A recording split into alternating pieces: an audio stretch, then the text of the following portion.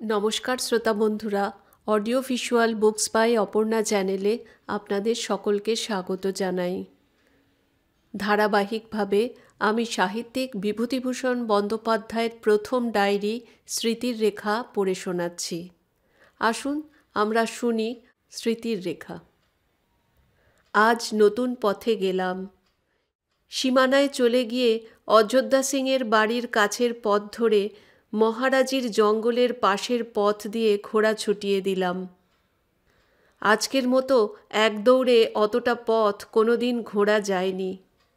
ফাঁকা মাঠ, দুপাশে ঘন কাশের ও নলখাগড়ার বন পার হয়ে বড় বাবলা বনটার পাশ দিয়ে সোজা উত্তর পূর্ব কোণে ঘোড়া ছাড়লাম। বটেশপুর দিরা দিয়ে রাস্তা, মাঠ জঙ্গলের ধার দিয়ে গিয়ে সোজা পৌঁছনো গেল কলবলিয়ার কিনারায়। কাটারিয়ার এপারে কলবলিয়া যেখানে গিয়ে কুশির সঙ্গে মিশেছে তার একটু এদিকে জল কম। বটেশপুর দিরা থেকে কলাইয়ের বোঝা মাথায় নিয়ে মেয়েরা হেঁটে নদী পার হচ্ছে। সেই পথে ঘোড়াশুদ্ধ পার হয়ে গিয়ে কাটারিয়ার সামনে নতুন রেলপথের ধারে এক বাবলাবনের মধ্যে ঢুকে পড়লাম। বেশ সুন্দর ছায়া। পশ্চিমে সূর্য অস্ত যাচ্ছে। উঁচু নিচু ভূমি, দুটি মেয়েতে কাঠ ভাঙছিল। তারা বললে, এ রাস্তা নয় পুলে যাবার, সামনে দিয়ে পথ, সেখান থেকে নেমে নতুন বাঁধের নিচে যেতে হবে। কাটিহারের ট্রেনখানা বেরিয়ে গেল। একটা জলাতে দুটো বড় বড় জাঙ্গিঘল পাখি বসেছিল। বটেশপুর দিরাতে এক ঝাঁক ঘুঘু পথের পাশ দিয়ে উড়ে গেল। বন্দুকটার জন্যে হাত নিষ্পিস করে। তারপর খাড়া উঁচু পথে বাঁধটার উপর ঘোড়া ছুটিয়ে পুলটার কাছে গেলাম। ডাইনে বাঁয়ে ঘন বাবলা বন ও তেলাকুচা ও অন্য অন্য লতাপাতার ঝোপ। সন্ধ্যার ছায়ায় শ্যামল শীতল। কাটারিয়া স্টেশনের ওপারে লাল টকটকে সূর্যটা অস্ত গেল। তারপর সেখান থেকে ঘোড়া ফিরিয়ে আবার ঢালু দিয়ে তেলাকুচা ঘেরা বাবলা বনটার মধ্যে নামলাম। জেলে দুটো যেখানে রেল বাঁধের নিচে খুপড়ি বেঁধে আছে সেখান দিয়ে নেমে এলাম। তারপর বাবলা বনের পাশ দিয়ে এসে কলবলিয়া পার হয়ে জোরে ঘোড়া ছাড়লাম। খুব বেলা গেলে আজ বেরিয়েছিলাম, কিন্তু এতটা পথ গিয়ে আবার ফিরে এসে ভালো করে অন্ধকার হবার আগেই আজমাবাদ সীমানা ছাড়িয়ে জনকধারী সিংয়ের বাসার কাছে এসে পৌঁছে গেলাম। 8ই জানুয়ারি 1928। আজ দুপুরের পর বটেশ্বরনাথ পাহাড়ে বেড়াতে গেলাম। অন্যবার যে পথ দিয়ে যাই আজ সে পথ দিয়ে যাইনি। গুহাটার সামনে দিয়ে একটা পথ গভীর বনের দিকে চলে গিয়েছে, সেদিকে গেলাম। কত কি বনের গাছ! একটা পাথরের উপর বসে বসে দূর পাহাড়ের ওপরকার বাঁশবনের শোভা দেখলাম। পাহাড়ের ওপর অনেক কাঞ্চন ফুল গাছে ফুটে আছে। সেখান থেকে তলা দিয়ে গিয়ে গিয়ে গভীর একটা বনের কাছে পৌঁছলাম। কল্পনা করছিলাম চাবুকটা যেন আমার ধনুক, বটগাছের যে ডালটা ভেঙে নিয়েছিলাম সেটা যেন আমার বাণ।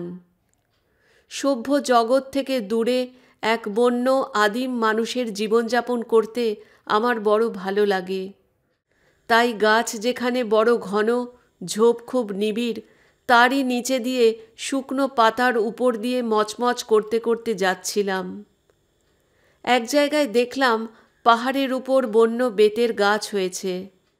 এর আগে বটেশ্বর পাহাড়ের বন্য বেতের গাছ কখনো দেখিনি। অনেকক্ষণ পাথরটার ওপর বসে বসে ভাবছিলাম। শৈশবে শুধু পিসিমা, হরিরায় এরাই আমার সঙ্গী ছিল না। সেই সঙ্গে সঙ্গে সত্যভামা, ভীষ্ম, সাত্যকী, অশ্বত্থামা এইসব পৌরাণিক চরিত্র আমার কাছে জীবন্ত ছিল। আমাদের গ্রামে আশেপাশে বনে বাদারে তাদেরও স্মৃতি শৈশবের সঙ্গে জড়ানো আছে যে। রোদ রাঙা হয়ে এলে পাহাড় থেকে নেমে নৌকায় উঠলাম। একটা স্টিমার সকাল থেকে চড়ায় আটকে আছে। একটা মেয়ে আমাদের সঙ্গে পার হচ্ছিল, তার বাপের সঙ্গে নতুন শ্বশুরবাড়ি যাচ্ছে। ঘোমটা খুলে কৌতূহল চোখে স্টিমারটা দেখতে লাগলো। নিজে হাল ধরে নৌকা ঠিক ঘাটে লাগিয়ে দিলাম। রামসাধুকে বললাম, তুমি ঝন্নুটোলা হয়ে চলে যাও। তারপর আমি ঘোড়া ছুটিয়ে নিজের অভ্যস্ত স্থানটিতে এসে দাঁড়ালাম। কত কথা মনে হয়, সেই আড়ংঘাটায় বাবার সঙ্গে যাওয়া, সেই চাঁপা পুকুর, কত কি। জীবনটা কি বিচিত্র তাই শুধু ভাবি। সত্যবাবুদের বাড়ি থেকেও এর বিচিত্রতা যেমন দেখলাম, বাংলাদেশ থেকে বহু দূরে এই বিদেশে পাহাড়, নদী, বন, গঙ্গা, অস্তগামী রক্ত সূর্যে বিচিত্রতার মধ্যেও তেমনি দেখছি। খুব অন্ধকার হয়ে গেল।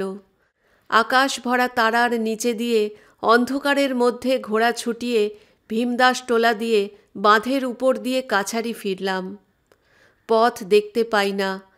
ঘোড়া শুধু আপনার ঝোঁকে কদমে চলে। শুধু আমি আর নির্জন মাঠ, একরাশ অন্ধকার, নতুন জিনটার মশমশ শব্দ ও মাথার উপরে জলজলে বৃহস্পতি, দীর্ঘ ছায়াপথ। কাল সকালে এখান থেকে ভাগলপুর যাব। 9 জানুয়ারি 1928।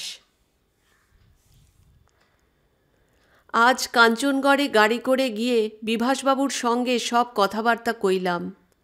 তারপর ফিরে এসে ক্লাবে চণ্ডীবাবু ও অমূল্যবাবুর সঙ্গে অনেকক্ষণ ধরে সাহিত্য চর্চা করা গেল।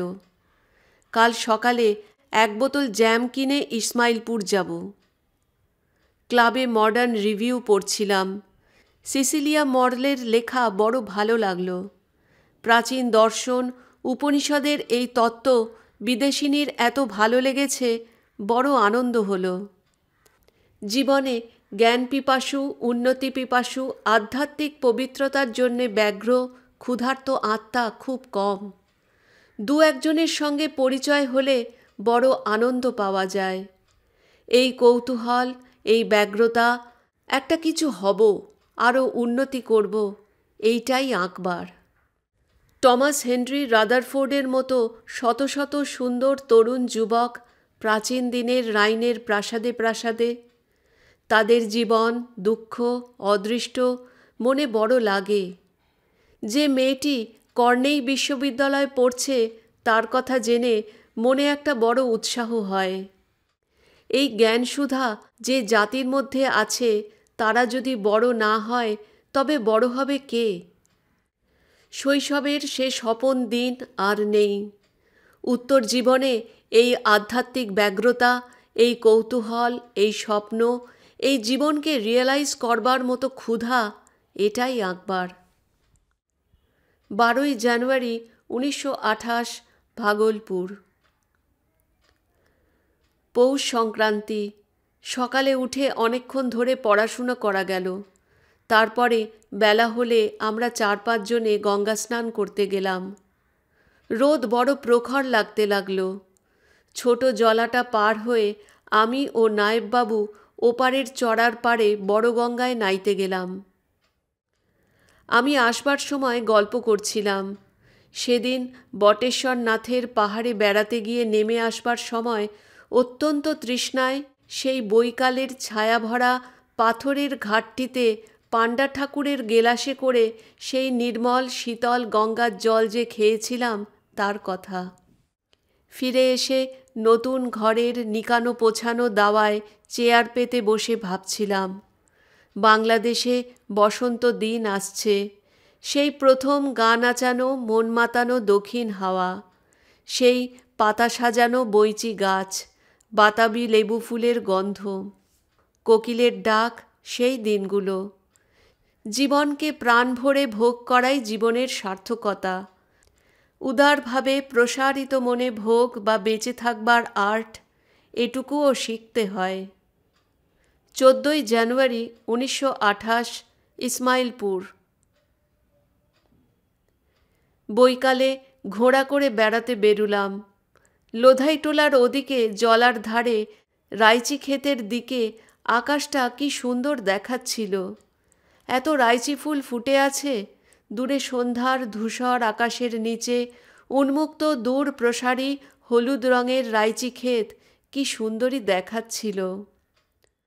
এই শুকনো কাশবনের সোদা সোদা ছায়াভরা গন্ধ, এই উদার নীল আকাশ, এই ঘনশ্যাম শস্যক্ষেত্র, এই নির্মল বাতাস, চখাচখির শাড়ি, দূরের ধূসর পাহাড়রাজি, এই গতির বেগ সব শুদ্ধ মিলে জীবনকে পরিপূর্ণতা ও সাফল্যের তৃপ্তিতে ভরিয়ে দেয়। আমি না ভেবে পারিনে যে এই উন্মুক্ত উদার গতিশীল যাত্রাপথের পথিক যারা নয়, জীবন সম্পদে তারা দীন। বসিরহাট থেকে পত্র এসেছে বহুদিন পরে পাটালি পাঠানোর জন্যে। বহুদিনের কথা মনে পড়ে।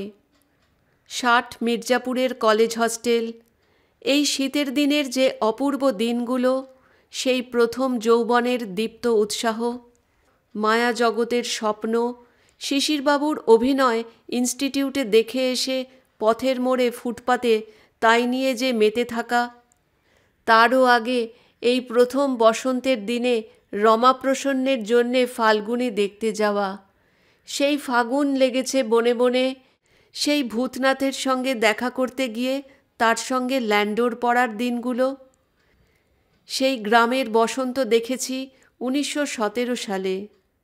এই 10 বৎসরের মধ্যে তা আর হয়নি। 16 জানুয়ারি 1928। আজ এত জোরে ঘোড়া ছুটিয়ে না এলে কি স্টিমার ধরতে পারতাম? জঙ্গল থেকে বার হয়েই দেখি স্টিমার এপারে। ভাগ্যিস ছিল ছোট ঘোড়াটা। বালির চর বেয়ে ঝড়ের বেগে ঘোড়া উড়িয়ে তবে এসে স্টিমারের ছাড়বার ঘণ্টা দেবার সঙ্গে সঙ্গেই পৌঁছে গেলাম ঘাটে। দেবীবাবুর ধর্মশালায় উঠেছি আজ। একবার সরাইখানার অভিজ্ঞতাটা হোক না। দুনিয়াটা তো একটা বৃহৎ ধর্মশালা। বড়োর মধ্যে যে জিনিসটা ছোট অথচ বড়ই প্রতীক সেটাকে চিনেনি। পাশের ঘরে কে একজন গান গাচ্ছে আর বেহালা বাজাচ্ছে, বাঙালি মনে হচ্ছে। ওগো মাঝি তরি হেথা গান ধরেছে। একটা জিনিস নতুন ঠেকছে। কয়দিন হাতে অনেক কাজ, দেখি কি করি। আজ ছিল বৃহস্পতিবার, আমাদের দেশের হাটবার। স্টিমারের ডেকে বসে বসে কেবল মনে ভাবছি আমাদের বাঁশবনে ঘেরা ভিটাটিতে দূর শৈশবের একদিনে সামনের পুরনো পাঁচিলটা দেখতে দেখতে হাটে বেরুচ্ছি। খানসামা চা দিয়ে গেল। চুমুক দিতে দিতে বারবার সেই কথাই মনে আসতে লাগলো। উপরের ডেক আজ ছিল বড় নির্জন, বসে ভাববার বড় সুবিধা। মানসিক ঘুম বলে একটা জিনিস আছে। শারীরিক ঘুমের চেয়েও তাতে মানুষকে লক্ষ্মী ছাড়া করে ফেলে। দেহে সজাগ থাকা কঠিন না হতে পারে, কিন্তু মনে সজাগ থাকা কঠোর সাধনার উপর নির্ভর করে, সেটা মাঝে মাঝে বুঝতে পারি। 18 জানুয়ারি 1928, ভাগলপুর। এই দিনটাতে বড় আনন্দ পেয়েছিলাম সাজকির টিলায়। দুপুরের পর আজ হেঁটে সাজকি চলে গেলাম।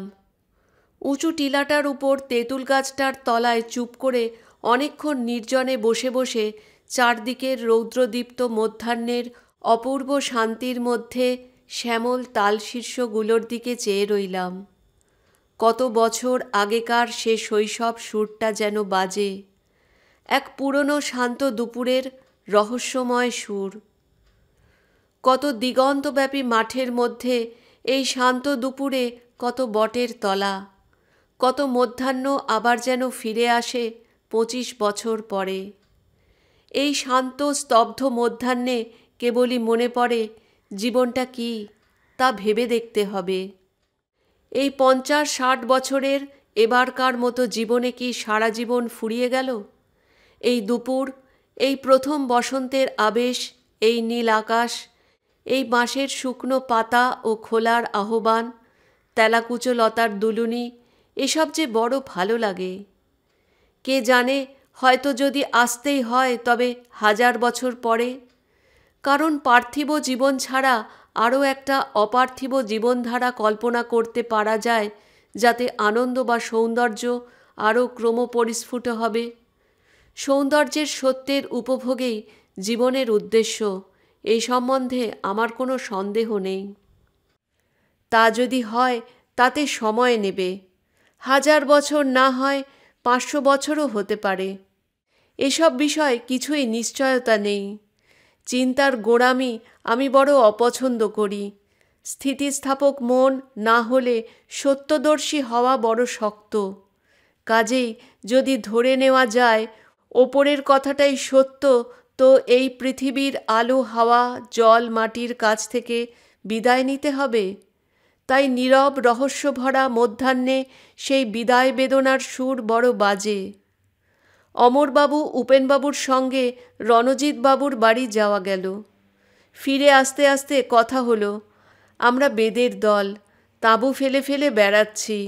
রাখালবাবু চলেন কলেজে, উপেনবাবু তল্পি নিয়েই মঙ্গলবার কলকাতা। ভাগলপুর শূন্য হয়ে পড়েছে। কাল আবার সঙ্গীত সমাজে রিসাইটেশনের বিচারকের আসন গ্রহণ করতে হবে।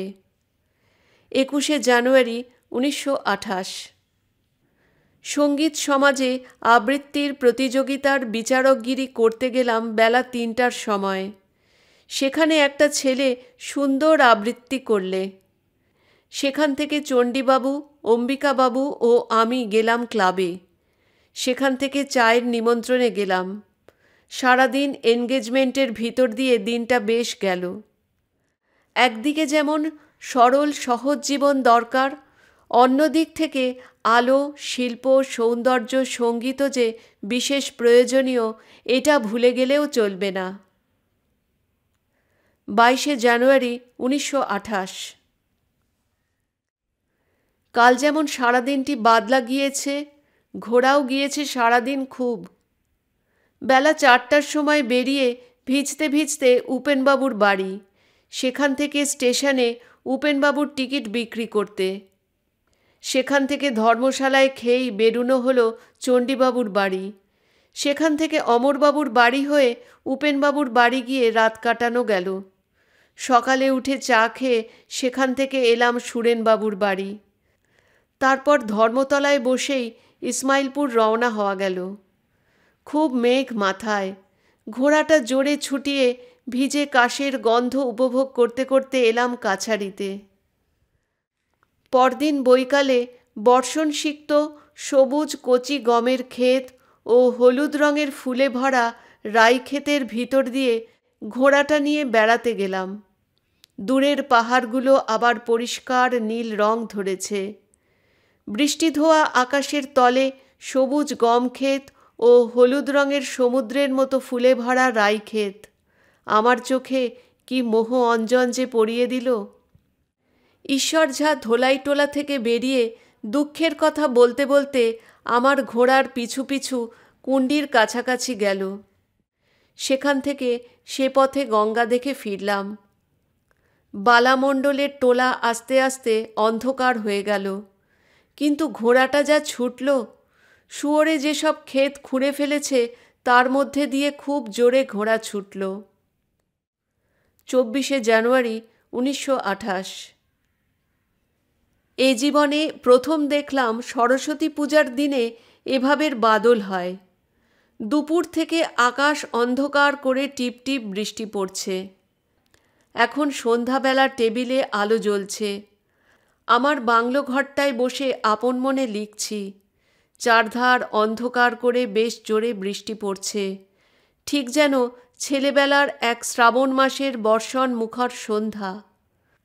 অথচ এটা বসন্তকালের প্রথম দিনটা, যে সময় কলকাতায় গান করতাম ফাগুন লেগেছে বনে বনে। আজ অনেক লোক খাবে বলে দেওয়া হয়েছিল, কিন্তু দই আসেনি বলে ঘোড়া নিয়ে মুকুন্দি চলে গেল বাসনাকুণ্ড। বায়না করে সরস্বতী পূজার আয়োজন হলো ঠিক 8 বছরের মতো। ঈশ্বর ঝা পুজো করতে এলো। আমি ও গোষ্ঠবাবু ঠাকুর সাজালাম। নায়েব মশাইয়ের বাসা থেকে পিঁড়ি আলপনা দিয়ে নিয়ে আসা হলো। বাবার পশ্চিম ভ্রমণের ডায়েরিটা ও রামায়ণখানা বার করে দিলাম ঠাকুরের পিঁড়িতে। বাবার খাতাখানা নিজের হাতে চন্দন মাখিয়ে ও ফুল সাজিয়ে বড় আনন্দ পেলাম। তিনি কি জানতেন তাঁর মৃত্যুর 15 বছর পরে প্রথম যৌবনে তার ছেঁড়া খেরো লেখা খাতাখানা বিহারের এক নির্জন কাশবনের চরের মধ্যে ফুলচন্দন দিয়ে অর্চিত হবে? ঈশ্বর ঝা ও তার ভাইকে দাঁড়িয়ে থেকে খাওয়ালাম। ওরা রসগোল্লা এদের দিতে চায় না, হুকুম দিয়ে আনালাম, এদের দিলাম। রামচন্দ্র সিং আমিনকে লোক পাঠিয়ে আনিয়ে নিয়ে প্রসাদ খাওয়ালাম। তারপর ধাঙড়রা বাইরে বৃষ্টি মাথায় খেতে বসল। আমি গিয়ে দাঁড়িয়ে তাদের খাওয়ালাম। খাঁড়া মহুয়া দই ও একটু একটু করে গুড় পেয়ে সেই টিপ টিপ বাদলের দিনে ঠান্ডা কনকনে হাওয়ার বর্ষণমুখর আকাশের নিচে অনাবৃত মাঠে বসে খেতে খেতে তাদের উৎসাহ, লোভ, আনন্দ দেখে চোখে জল এলো।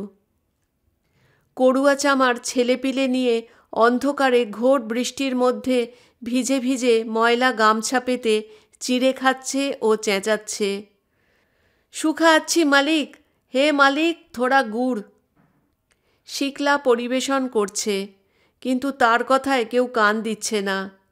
ওরা যখন ভিজছে তখন আমার ঘরে বসে আরাম করবার কোনো অধিকার নেই ভেবে আমিও ভিজতে ভিজতে গিয়ে সেখানে দাঁড়ালাম ও হুকুম দিয়ে তাকে ও তাদের ছেলেদের আরও দই গুড় আনিয়ে দিলাম।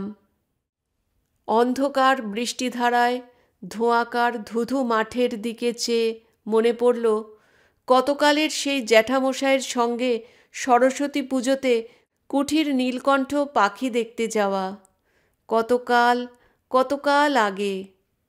জীবন কি অদ্ভুত, তাই মনে মনে ভাবি। সেই সাজকির সেই অপূর্ব দুপুরটা মনে পড়ছে, সেই রৌদ্রদীপ্ত তালবৃক্ষ শ্রেণী, সেই অপূর্ব শৈশব স্মৃতিটা। সার্থক ছিল সে যাত্রা আমার। শুভক্ষণে ধর্মশালা থেকে বেরিয়েছিলাম। বড়লোকের বাড়ির অভিজ্ঞতাটুকু লিখছি। রামচন্দ্র সিং আমিনকে আমার বড় ভালো লাগে। একা জঙ্গলের ধারে থাকে, আমোদ উৎসবে ওকে কেউ ডাকে না। বড় শুদ্ধ সত্য লোক, তাই আজ ওকে ডেকেছি। প্রসাদ পেয়ে স্ফূর্তিতে কাছারি ঘরে বসে গান করছে। তেরা গতি লখি না পারিয়া, হরিচন্দর রাজা, পিয়ে ডোম ঘরে শনি দয়া হইজি। আরবারের মতো সেই আমার ভয়ানক হোম সিকনেস।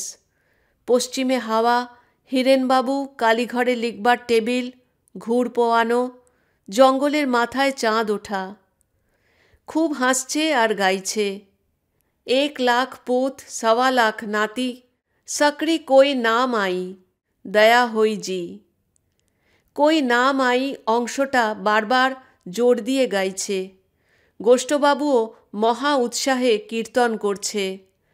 রামচরিত ভিজতে ভিজতে নওগাছিয়ার ডাকঘর থেকে এসে বললে চিঠিপত্তর কিছু নেই। 27 জানুয়ারি 1928। আজ সবুজ গম রাইচি খেতে অনেকক্ষণ বেরিয়ে এলাম। ফিরে এলে গোষ্ঠবাবু ঘরে এসে অনেকক্ষণ গল্প করলে। ছাটু সিংয়ের পাঠানো পেয়ারা খাওয়া গেল। সন্ধেবেলা অনেক দিন পরে দেশের কুঠির মাঠের একটা দিনের ঘটনার ছবি অস্পষ্ট মনে এলো।